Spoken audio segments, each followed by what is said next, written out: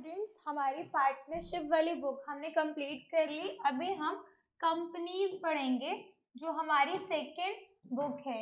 ये बहुत इंपॉर्टेंट है बोर्ड के पॉइंट ऑफ व्यू के साथ साथ सीयूईटी के लिए भी। इसमें ज़्यादा हमारे चैप्टर्स नहीं है, इसमें हम सिर्फ शेयर्स और डिवेंचर्स के बारे में पढ़ते हैं।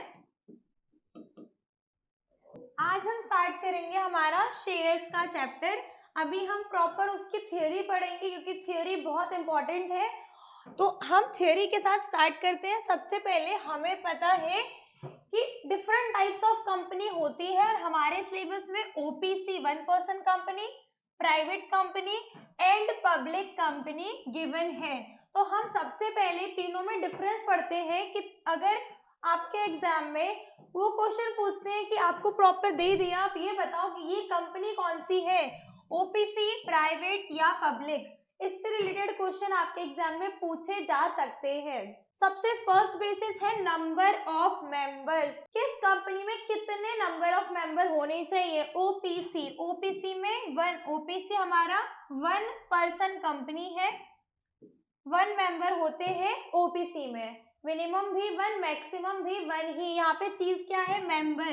मेंबर और डायरेक्टर में डिफरेंस होता है। मेंबर का मतलब होता है शेयर, जिसके पास शेयर्स हैं, और डायरेक्टर हम आगे पढ़ेंगे कितने डायरेक्टर होने चाहिए। ये कंपनी के मैनेजमेंट में काम करते हैं, कंपनी के मैनेजमेंट का पार्ट होते हैं डायरेक्टर्स, और कंपनी के शेयर होल्डर जिनका पैसा लगा हुआ है वो होते हैं हमारे मेंबर्स। तो मेंबर्स और डायरेक्टर्स दोनों में डिफरेंस है, तो वो चीज आपको ध्यान रखनी है। Private company minimum 2 members, maximum 200, excluding, यहाँ एक्सक्लूडिंग लिखा है, जो एम्प्लॉय है वो एक्सक्लूड करके 200 मेंबर हो सकते हैं।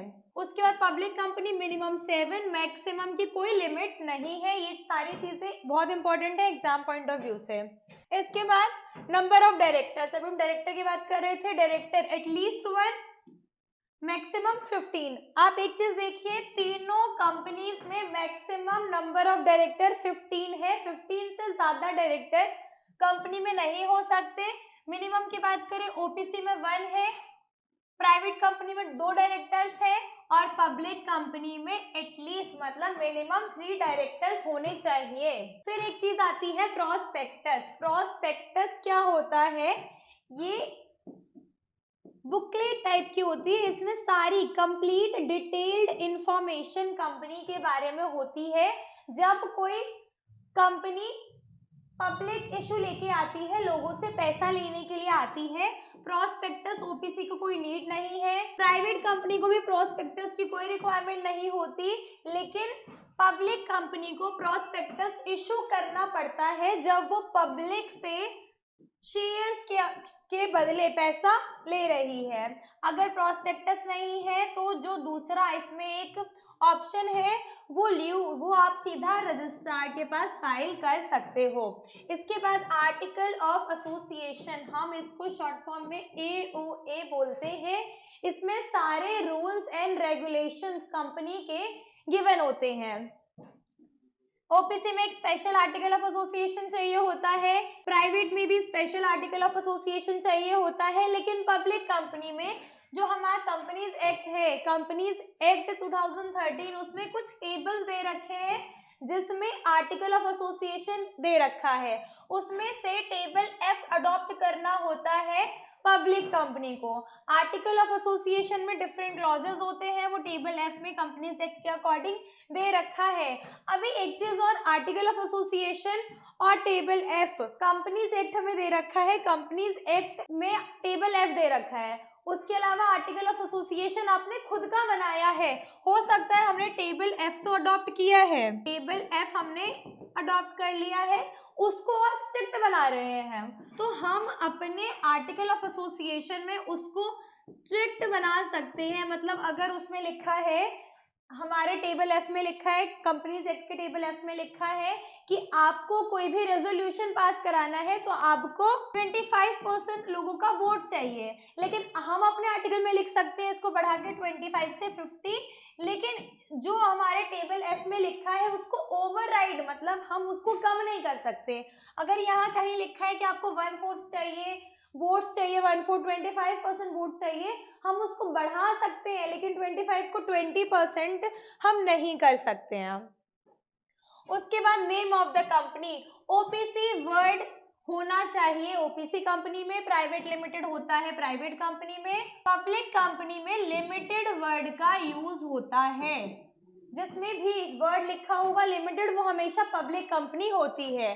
शेयर सब्सक्रिप्शन, ओपीसी और प्राइवेट कंपनी लोगों से पब्लिक को शेयर देके पैसा रेज नहीं कर सकती, फंड रेज नहीं कर सकती, सिर्फ पब्लिक कंपनी ही शेयर ऑफर करके पब्लिक से पैसा रेज कर सकती है।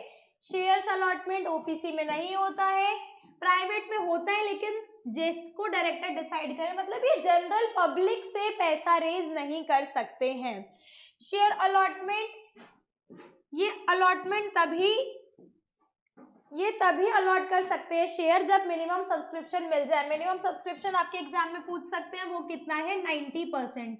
इसको और अच्छे से समझ ले, अगर कोई पब्लिक कंपनी शेयर लेके आ रही है मार्केट में, तो जितना उनका प्रॉपर, जितने शेयर्स वो इशू कर रहे हैं, मतलब अगर वो 1 लाख शेयर इशू कर रहे हैं, तो एट लीस्ट 1 लाख का 90% पैसा उनके पास आ जाना चाहिए। अगर 90% पैसा नहीं आ रहा है तो वो किसी को भी शेयर अलॉट नहीं करेंगे, सबका पैसा रिफंड कर देंगे। पब्लिक डिपॉजिट, ओपीसी और private company public deposit general public से एक्सेप्ट नहीं कर सकती, पब्लिक कंपनी इनवाइट और एक्सेप्ट कर सकती है जनरल पब्लिक से। देन ट्रांसफरेबिलिटी ऑफ शेयर, इसमें एक ही मेंबर है तो वो किसी को शेयर ट्रांसफर कर ही नहीं सकते, ये भी शेयर ट्रांसफर नहीं कर सकते क्योंकि आर्टिकल ऑफ एसोसिएशन में ये रिस्ट्रिक्शन है। सिर्फ public company without any restriction अपने शेयर्स को किसी को भी ट्रांसफर कर सकती है। अब हमने OPC, private company, public company की हमने डिफरेंस पढ़ लिया है। ओपीसी में जो मेन पॉइंट्स हैं वो है कितने मेंबर्स मिनिमम होने चाहिए, कितने मैक्सिमम होने चाहिए, नाम के आगे क्या होना चाहिए, ये सारे पॉइंट्स बहुत इंपॉर्टेंट है आपके सीयूईटी एग्जाम के पॉइंट ऑफ व्यू से। अभी एक कंपनी इनकॉर्पोरेट होती है तो उस इनकॉर्पोरेशन में क्या क्या करना होता है, कैसे एक कंपनी इनकॉर्पोरेट होती है। सबसे पहले process of incorporating a company, इसमें सबसे पहले जो हमारा आता है वो होता है हमारा प्रमोशन। प्रमोशन का मतलब होता है कि कंपनी को एग्जिस्टेंस को सोचना, वो सारी रिस्पॉन्सिबिलिटी कंपनी के इनकॉर्पोरेशन में जो फर्स्ट स्टेप होता है वो होता है प्रमोशन का। वो पर्सन या ग्रुप ऑफ पर्सन जो एग्री करते हैं एक बिजनेस को स्टार्ट करने के लिए, मतलब हमने सोचा कि हमें क्या बिजनेस करना है, जिसके माइंड में वो आइडिया आया, वो कहलाता है हमारा प्रमोटर। प्रमोटर सारी रिस्पॉन्सिबिलिटी लेता है कि हमने सोचा है, उस सोच को हम एग्जिस्टेंस में लेके आए, हमारे माइंड में जो चल रहा है बिजनेस उसको हम रियलिटी में लेके आए, वो होता है हमारा फर्स्ट स्टेप इनकॉर्पोरेशन का। उसके बाद registration of a company. Company को इनकॉर्पोरेट करने के लिए हमें कंपनीज एक्ट 2013 के कुछ रूल्स रेगुलेशन को फॉलो करना पड़ता है। इसमें क्या आता है, सबसे पहले प्रमोटर्स, जिनको आइडिया आया, ये प्रमोटर भी हो सकता है, प्रमोटर्स भी हो सकते हैं, वो कंपनी का नाम प्रपोज करेंगे रजिस्ट्रार को, रजिस्ट्रार से पूछेंगे कि हमें अपनी कंपनी का ये नाम चाहिए। रजिस्ट्रार को अगर लगेगा कि ये नाम ठीक है, ये किसी और के नाम से मैच नहीं करता है, तो वो उस नाम को अप्रूव कर देंगे। उसके बाद जब नाम अप्रूव हो जाता है तो promoters memorandum of association, articles of association, first director कि वो डायरेक्टर की तरह एक्ट कर रहे हैं, उनका कंसेंट और डिक्लेरेशन कि उन्होंने जितनी कंपनीज एक्ट की रिक्वायरमेंट है, कंपनीज एक्ट ने जो जो चीजें बोली हैं एक कंपनी को चाहिए होंगी इनकॉर्पोरेशन के लिए, वो सारी चीजें हमने इसमें उनको रजिस्ट्रार ऑफ एसोसिएशन को दे दिया। ये सब रजिस्ट्रार ऑफ एसोसिएशन को सबमिट कराना पड़ता है। उसके बाद अगर रजिस्ट्रार सेटिस्फाई है, रजिस्ट्रार को लग रहा है कि हाँ कंपनीज एक्ट में जितनी चीजें मांगी गई वो सब हमें मिल गई हैं, तो वो कंपनीज एक्ट को में इनको रजिस्टर कर देगा और certificate of corporation, incorporation of company का वो जो सर्टिफिकेट है वो दे देंगे। उसके बाद आता है कैपिटल सब्सक्रिप्शन। कैपिटल सब्सक्रिप्शन में क्या क्या चीजें आती है? सबसे पहला प्रोस्पेक्टस। प्रोस्पेक्टस एक डॉक्यूमेंट है जिसमें टर्म्स एंड कंडीशन लिखी है, किससे रिलेटेड? फ्रेश इश्यू से रिलेटेड, कि अगर हमें जनरल पब्लिक को से फंड रेज करना है तो वो किस तरह से करेंगे, उनको बताएंगे कि हमारी कंपनी कैसी है, हमारा प्रॉफिट अकाउंट कैसा है, ये सारी डिटेल कंपनी की प्रोस्पेक्टस में लिखी रहती है। उसके बाद मिनिमम सब्सक्रिप्शन। मिनिमम सब्सक्रिप्शन का मतलब है वो अमाउंट जो प्रोस्पेक्टस में स्टेटेड है कि इतना सब्सक्राइब होना चाहिए, एप्लीकेशन पे इतना अमाउंट, वो सारी चीजें मिनिमम सब्सक्रिप्शन मिलनी चाहिए, वो सब चीजें हमारे इसमें प्रोस्पेक्टस के अंदर ही लिखी रहती हैं। मिनिमम अमाउंट हमें पता है, मिनिमम अमाउंट 90% है। अगर 90% तक पैसा कंपनी के पास नहीं आया है तो कंपनी को 15 डेज के अंदर ये पूछ सकते हैं कि कितने डेज के अंदर लोगों को पैसा वापस करना है। जब इशू क्लोज हुआ उस क्लोजर डेट से 15 डेज के अंदर जनरल पब्लिक को उनका पैसा वापस कर देना है। उसके बाद कमेंसमेंट ऑफ बिजनेस। एक कंपनी तब तक बिजनेस कमेंस नहीं कर सकती जब तक डायरेक्टर डिक्लेरेशन ना फाइल कर दे रजिस्ट्रार ऑफ कंपनी को, और जो मेमोरेंडम ऑफ एसोसिएशन में एक क्लॉज होगा, उस क्लॉज के अंदर सब डायरेक्टर्स के नाम होते हैं और ये रहता है कि हमने जितने जितने शेयर्स कंपनी के लिए हैं उतना पैसा हमने पे कर दिया है। उसके बाद वेरिफिकेशन होती है रजिस्टर्ड ऑफिस में, जो रजिस्ट्रार ऑफ कंपनी से जो कंपनी फाइल करती है रजिस्ट्रार ऑफ कंपनी को। Then classification of share capital, ये बहुत इंपॉर्टेंट है, ये आपके एग्जाम में आता है कि ऑथराइज कैपिटल क्या होती है, इशूड क्या होता है, subscribed capital for each class of share capital, मतलब सब्सक्राइब्ड हर एक शेयर कितना सब्सक्राइब हुआ है, ये सारी चीजें हमें पता होनी चाहिए। सबसे पहले ऑथराइज्ड कैपिटल। ऑथराइज्ड कैपिटल क्या होता है? ये वो अमाउंट है, ये वो मैक्सिमम अमाउंट है, मतलब इससे ज्यादा तो कभी कंपनी पब्लिक इशू रेज नहीं कर सकती। अमाउंट जो मेमोरेंडम ऑफ एसोसिएशन में मेंशन होता है ये वो मैक्सिमम अमाउंट है जो कंपनी रेज कर सकती है एज शेयर कैपिटल। इसमें हर क्लास और kind of share, class of kind of share जो हमारे प्रेफरेंस शेयर्स कैपिटल होते हैं, उस तरह से जितने भी हमारे काइंड ऑफ शेयर्स है उसके बारे में सब डिटेल्स होती है। सेक्शन 2, ये जहां ये वाली डेफिनेशन जो कंपनीज एक्ट में दे रखी है ये बहुत इंपॉर्टेंट है। Section 2 sub section 8 companies act का बोलता है वो कैपिटल जो memorandum of association of company के द्वारा ऑथराइज होती है उसको हम ऑथराइज्ड या नॉमिनल कैपिटल कहते हैं। ऑथराइज कैपिटल का दूसरा नाम क्या है? Nominal capital. तो आपके एग्जाम में ये क्वेश्चन आसानी से पूछा जा सकता है। उसके बाद आता है हमारा इशूड कैपिटल। इशूड कैपिटल का मतलब जो हमारे पास ऑथराइज कैपिटल है, मैक्सिमम कैपिटल इतना रेज कर सकते हैं लेकिन हमने उतना नहीं किया, उसका एक पार्ट ऑफ नॉमिनल या ऑथराइज शेयर कैपिटल जो हमने टाइम टू टाइम लोगों से पैसा रेज करने के लिए इशू किया है, वो अमाउंट इशू कैपिटल का ऑथराइज्ड से ज्यादा तो होना ही नहीं चाहिए, वो हमारा होता है issued capital. Section 2 subsection 50 of companies act में लिखा है वो कैपिटल जो टाइम टू टाइम लोगों से हम पैसा मांग रहे हैं, पब्लिक से फंड रेज कर रहे हैं, वो हमारा इशूड कैपिटल कहलाता है। अब सब्सक्राइब्ड कैपिटल का मतलब वो पार्ट ऑफ कैपिटल जब हमने रेज किया लोगों से, उनके बदले लोगों ने वो सब्सक्राइब कर लिया और हमें पैसा रिसीव हुआ।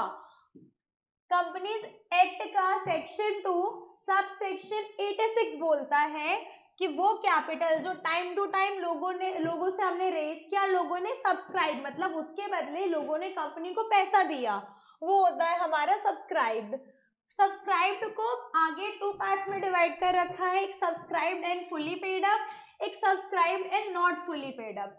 फुली पेड अप में मतलब जब कंपनी ने लोगों से पैसा मांगा और सारा पैसा रिसीव हो गया, और नॉट फुली पेड अप का मतलब है कुछ पैसा उसमें रिसीव नहीं हुआ। इसको अच्छे से समझने के लिए देखो, लोगों से हमने रेज किया 1000 रुपीज, एक शेयर 1000 रुपीज का था, यहाँ 10 शेयर थे, मतलब 10 इंटू 1000 इतना पैसा हमें आना चाहिए था, लेकिन इस 10 में से किसी एक पर्सन ने हमें 2 रुपए नहीं दिए।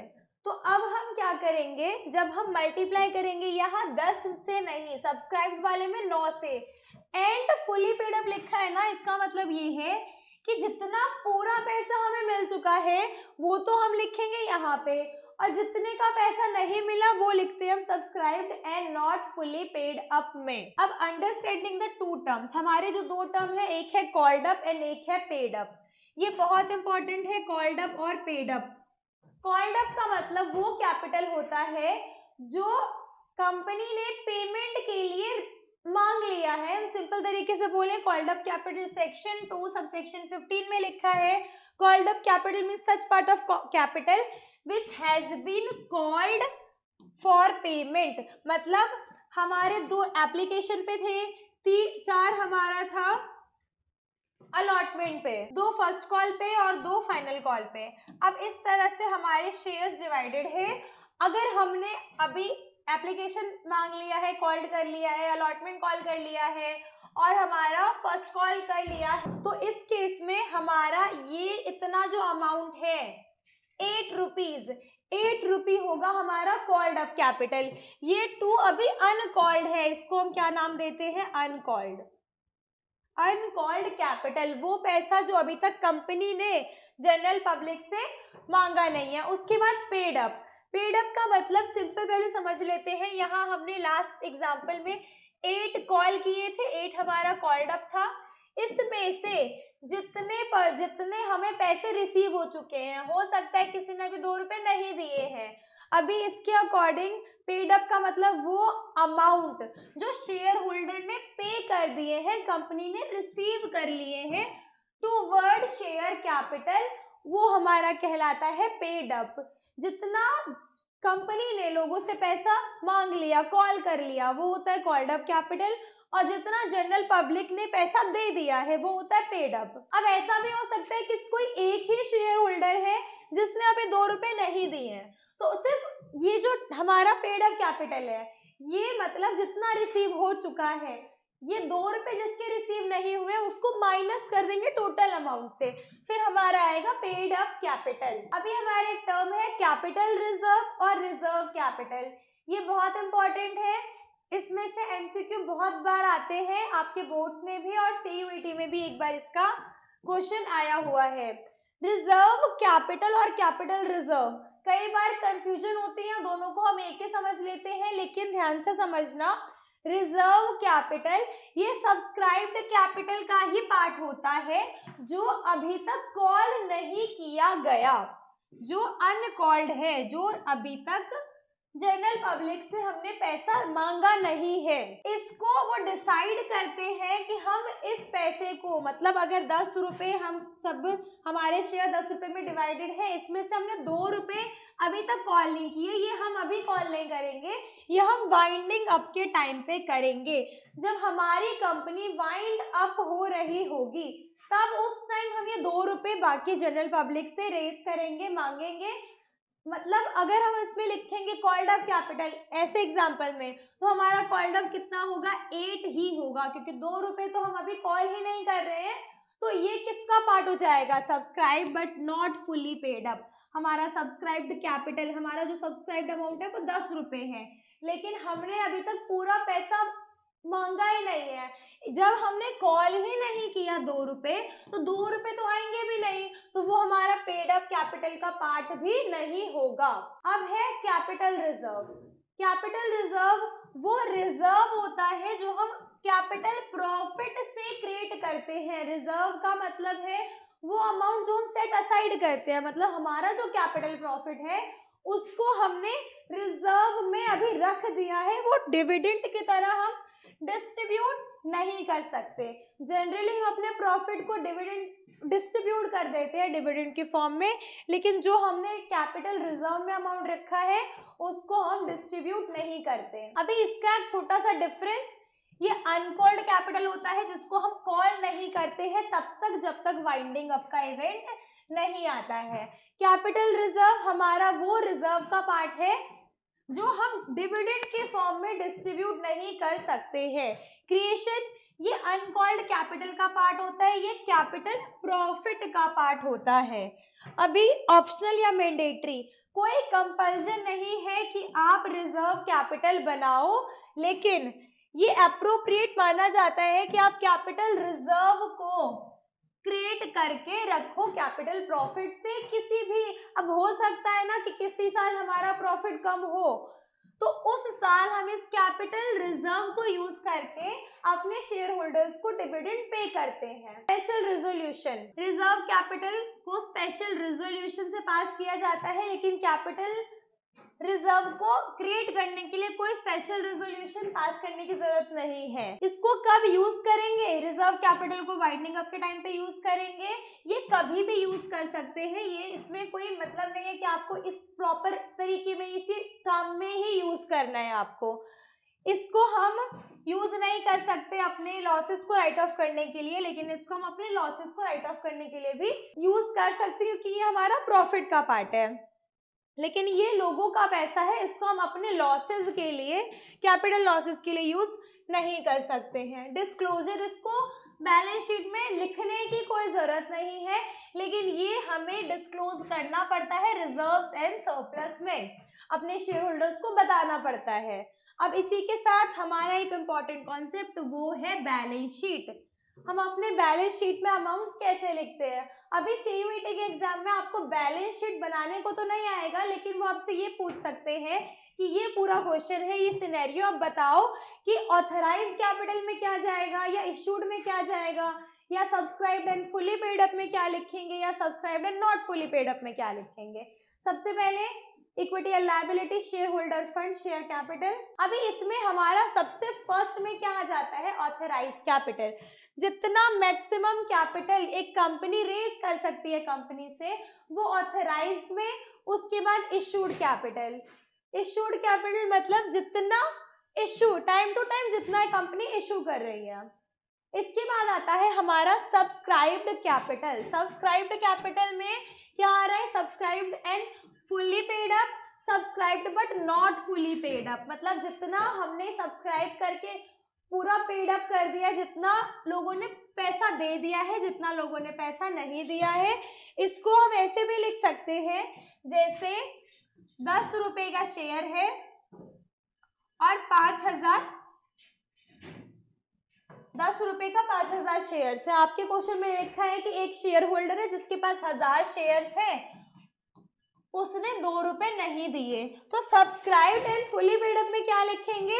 5000 इक्विटी शेयर, इन्होंने हमें 10 रुपए दे दिए, वो चला जाएगा subscribed and fully paid up में। नॉट फुली पेड अप में क्या आएगा? हमारे 1000 शेयर होल्डर्स हैं, जैसे यहाँ 1000 इक्विटी शेयर्स है, 10 ईच के, 10 कॉल्ड अप है, लेकिन उसने हमें पैसा कितना दिया है? सिर्फ 8 रुपए। ठीक है, इस फॉर्म में भी लिख सकते हैं, या फिर हम क्या कर सकते हैं? 10 कॉल्ड अप है और उसमें से कॉल्सन एरियर कितना हो गया? 2 रुपए। 10 में से 2 रुपए माइनस कर दिए तो 8 रुपए का अमाउंट हम यहाँ पे लिख सकते हैं। दोनों तरीके से लिख सकते हैं, या तो सिर्फ यहाँ पे हम 10 लिख, यहाँ पे सीधा 8 लिख दें कि हमारे 1000 शेयर होल्डर ने 8 रुपए दिए हैं, या तो 1000 शेयर होल्डर के 10 रुपए मांगे थे, उन्होंने 2 रुपए नहीं दिए, तो हमारे पास 8 रुपए ही आए हैं। इसी तरह से प्रेफरेंस शेयर कैपिटल का भी लिख देंगे। उसके अलावा अगर हमने कोई शेयर फोरफीट किया है, तो फोरफीट के केस में जितना फोरफीटेड शेयर में आएगा, एक बार मैं थोड़ा बता देती हूँ, इसको हम जर्नल एंट्री करते हैं ना, share capital to forfeited share to calls in arrear. तो इसमें यहाँ पे जितना फोरफीटेड शेयर में अमाउंट है, जितना फोरफीटेड शेयर में पैसा है, उतना हम यहाँ पे ऐड कर देते हैं। अब इसके बाद हम नेक्स्ट वीडियो में इस चैप्टर के जर्नल एंट्रीज जो बहुत इंपॉर्टेंट है, इशू की जर्नल एंट्री, हमारा ओवर सब्सक्रिप्शन, अंडर सब्सक्रिप्शन, री इशू, फॉरफिटेड, ये सब चीजें देखें।